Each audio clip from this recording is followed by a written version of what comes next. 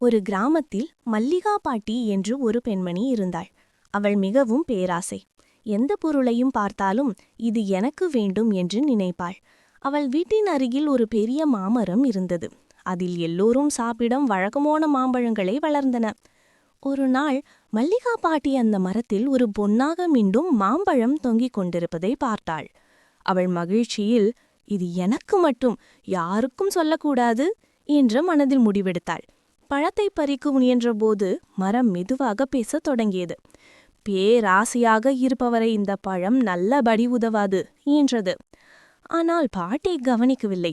அது கீழே எட்ட முயலும் நேரத்தில் சார்க், பொன்னான மாம்பழம் சாதாரண மாம்பழமாக மாறிவிட்டது. மரம் மீண்டும் சொல்லியது, பேராசை பிடித்தவர்களிடம் மந்திரம் நிலைக்காது. என் பாட்டி வெக்கப்பட்டாள். அதன் பிறகு கிராம மக்கள் எல்லாருக்கும் பழங்களை பகிர்ந்து கொடுக்கும் நல்ல மனசுடன் வாழத் தொடங்கினாள்.